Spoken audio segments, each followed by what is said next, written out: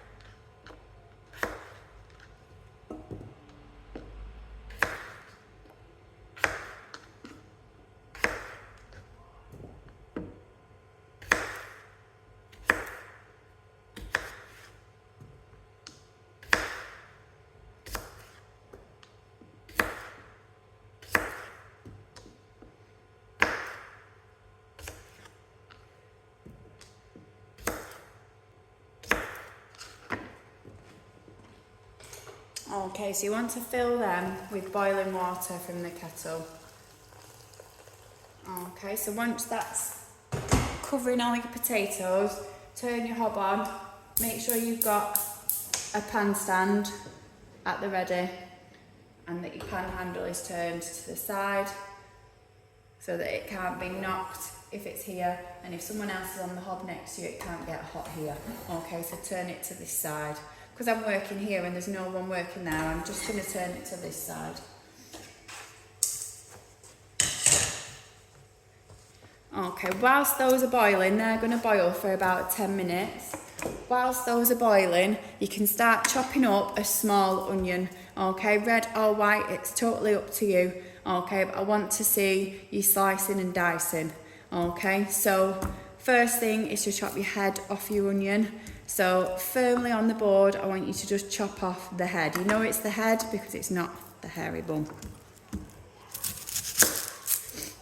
Now you have a flat surface, pop it down and you're going to slice using the bridge straight through the hairy bum.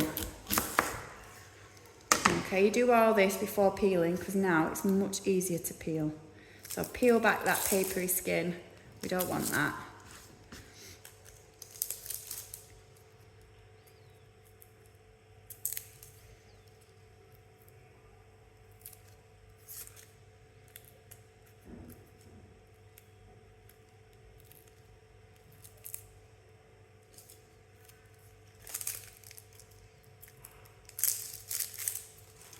Okay, once you've peeled it back, you can just hold back those layers because actually it stops you from getting the hairy bum hairs in your chopped onion.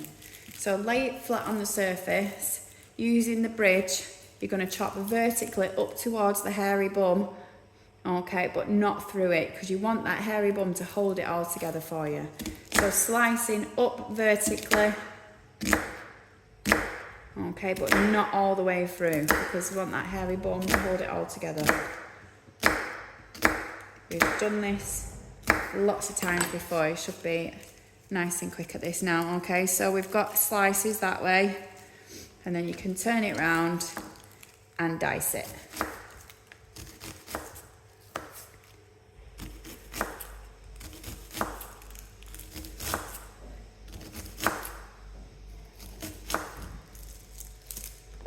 Okay, doesn't have to be as big as this onion. You can just, if you've got smaller ones, that might be better.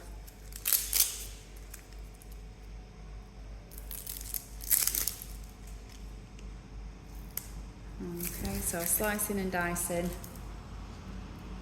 Move that papery skin out of your way.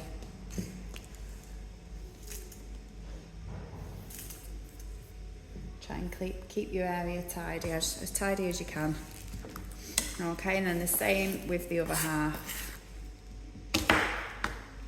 If your eyes start to cry, it's because of a chemical that's released when you chop into the onion. Okay, the worst thing you can do is then with your oniony fingers to start rubbing your eyes. Your eyes crying is a natural reaction to that chemical. It's trying to flush it out. So just let your eyes tear up a little bit and it will get rid of that chemical.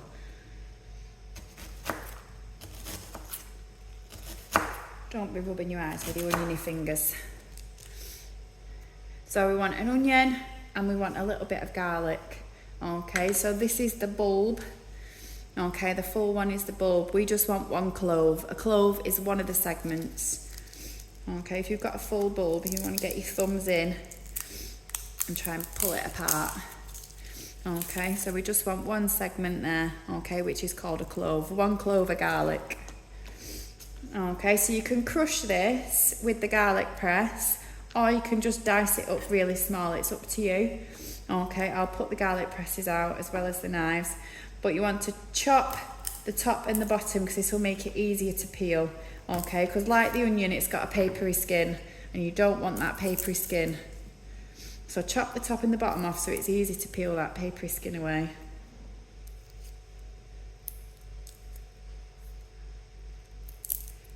And this one's quite hard to peel.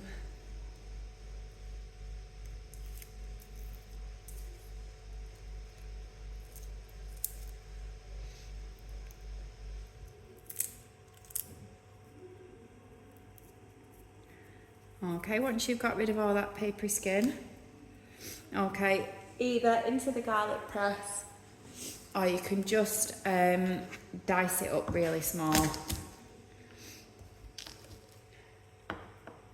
with your sharp knife. Okay, obviously using the claw grip and keeping your fingers well away from that blade, always chopping down. Okay, you don't want big pieces of onion because it's such big pieces of garlic, sorry, because it's a strong flavour. You want it distributed nicely throughout your dish.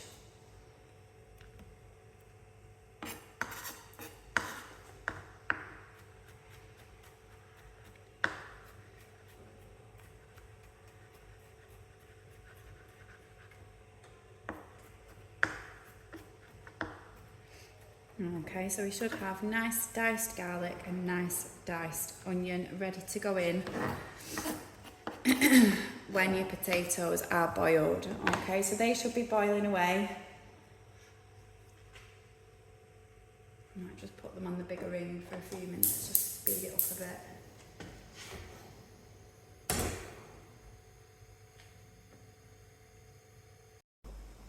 Okay, so after 10 minutes your potatoes should be nice and soft, okay, not too mushy. Okay, so put them on your pan stand and you can check one or two of them with your fork. Okay, it should go in quite easily. Okay, but we don't want them to be so cooked that they're breaking up completely because we are going to cook them a little bit more. So just like when you drained your pasta for your mac and cheese, put your colander in the sink ready and then take your hot pan to it. Being careful to watch who else is in your area, okay? Because obviously this pan is very hot, the water is boiling hot. So be careful of who is in your area. Take it over, drain your potatoes. Okay, give them a good shake over the sink.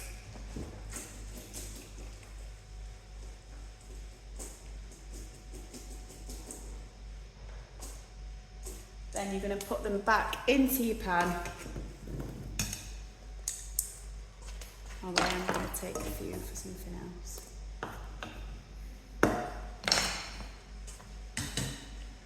Okay, and then into that pan is also going to go your chopped onion,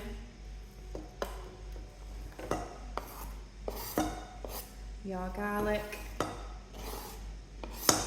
Okay, and you can also bring in, if you want to, some chorizo sausage. Okay, as long as it's already cooked. Okay, the cooked chorizo sausage, just chop it into chunks, smallish chunks, and you can add that in as well. Okay, if you really want to, you can add in some cooked sausage. That would be nice as well, if you don't like the strong flavour of the chorizo. Although chorizo goes very nicely with patatas bravas. Okay, into there you also want a little bit of oil. Okay, just a drizzle of oil, about a tablespoon or less. Okay, and what we're going to do is we're going to get those back on the hob, and we're just going to gently fry those onions and garlic with your potatoes. We're going to let those onions soften just a little. Okay, and then we're going to come back and add in some tomato flavouring and some spices. Okay, so it should be smelling really nice now, those fried onions. Remember, if it's sizzling, just turn it down a little bit. Okay, so we're going to now add some seasoning and add a little bit of that tomatoey flavour.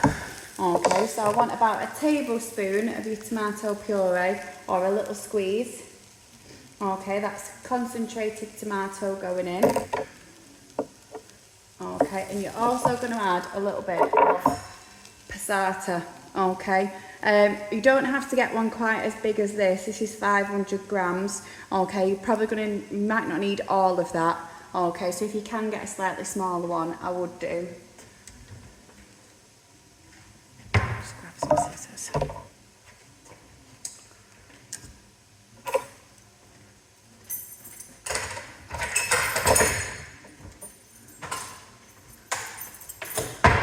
Okay, so I'm going to chop that open. Okay, making sure it's on your pan stand rather than on the hob, so we don't splatter anyone. Okay, bit of tomato puree going in. Remembering that on the heat that is going to reduce down, so we're going to get the concentrated tomato flavour. Okay, but not the liquid. So we want that now to reduce down nicely. So keep it on the hob to reduce down. Now, you could leave it as that if you want to, but a traditional patatas bravas will have paprika in and most likely have some chilli in as well. So I would definitely bring in some paprika, okay, into your hand, okay, especially if you're using the big spout there. We don't want to put too much in. You can always add more, but you can't take it away once it's gone in. Okay, so if you're using the big porry spout, do it into your hand first. Okay, sprinkle of paprika. Okay, and you can add some chili flakes or some chili powder in as well. You can get different strengths of chili powder. So if you want the flavour but not really want the spice, you can get some mild chili powder, or you can get some chili flakes. Okay, a bit more heat to those. Okay, same as that, if you're using the bigger side. Oh, I don't think they're able to get through, so I'm going to put some in my hand. Okay, and then you can sprinkle them in. Okay, so a bit of seasoning there. You could also put in a bit of black pepper if you wanted to. They're not going to need any salt because you've got some salt already in the tomato puree. I am going to get a little bit of black pepper.